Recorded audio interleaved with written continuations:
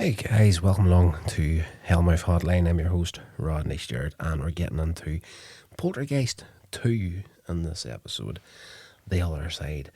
1986 supernatural horror film directed by Brian Gibson.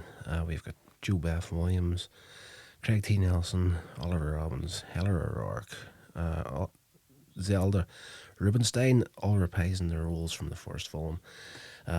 Yes, new cast members include Will Sampson, Julian Beck, and Geraldine Fitzgerald. Yes, of course, direct sequel to the 82 Poltergeist, and it follows the Freeling family who again find themselves under attack from the supernatural forces led by the beast, revealed to be the spirit of an insane preacher who led an apocalyptic cult during the 19th century. And, yeah, back in the day, whenever these mad cults were something that happened way back in the dead of history, instead of every corner you tend to find a cult these days. Anyway, the film is set 1 year after the events of the first film. The Cuesta Verde neighbourhood has been turned into an archaeological dig, centred on the spot where the Freelands' home had stood. The excavation leads to the discovery of a cave by the ground crew.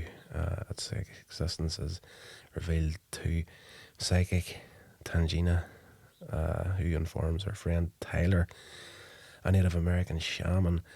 After investigating the cave for himself, Tyler realises that the spirit of Reverend Henry Kane, an insane preacher whom he has seen in his dreams, is after Carol Ann once again, so he goes to defend her family.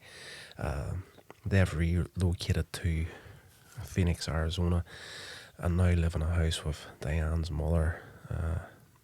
Grandma Jess is highly clairvoyant and believes that Diane and Carol Ann possess the same abilities.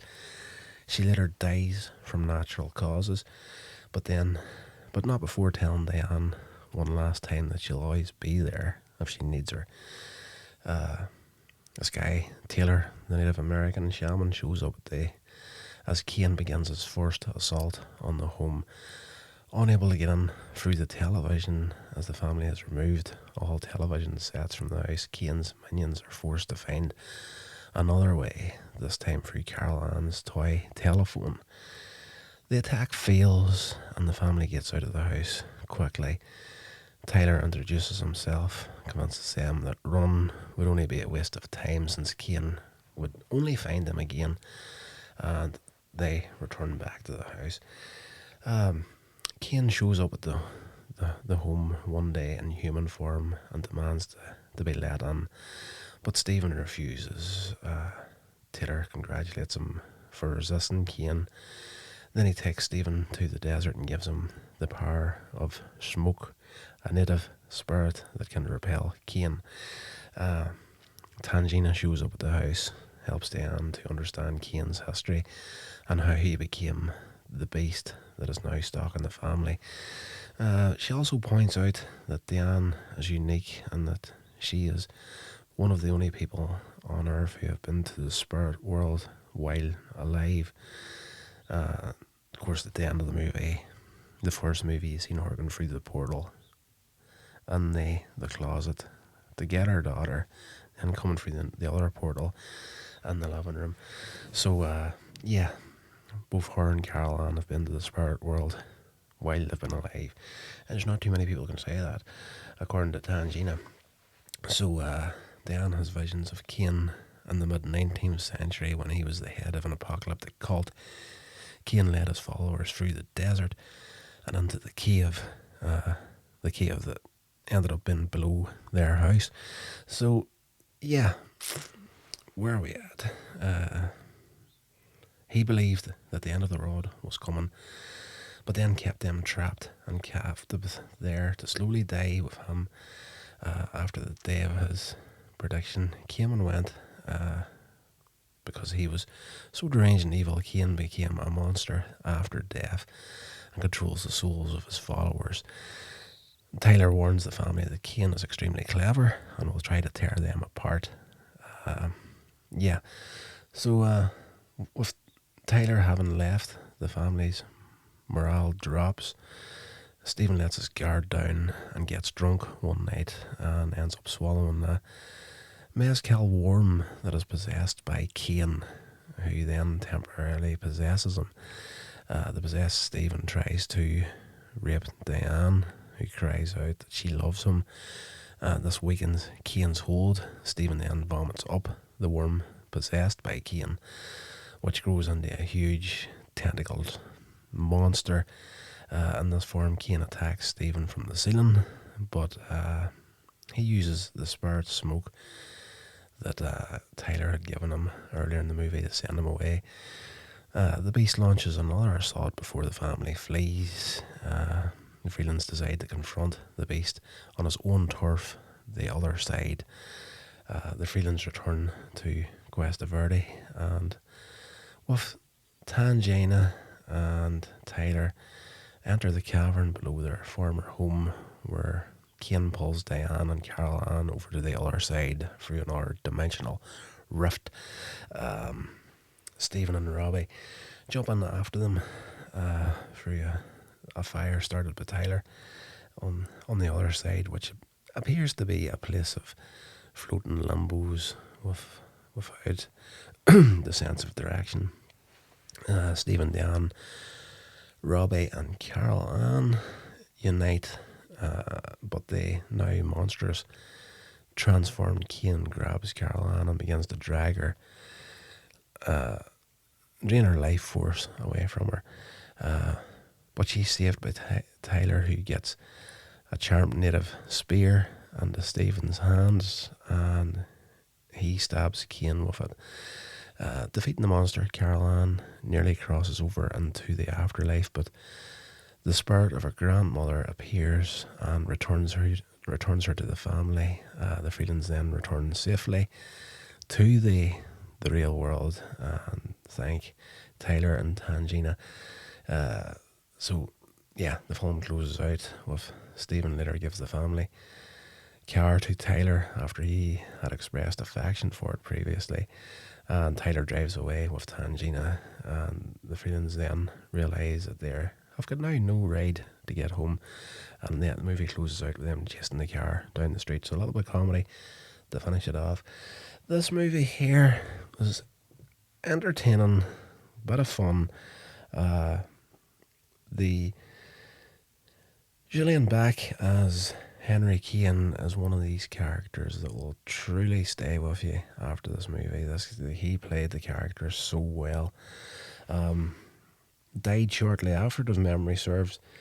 But yes, you'll see the photograph of Julian Beck as Henry Cain, and it's one of these images that's just imprinted in your head as one of these classic horror villains from classic movies such as this here. But having said that, for me, I think the character of the Beast had more power as what it was in the first movie, because you didn't actually get to see it properly other than that one moment where it was pulled through the portal and the closet.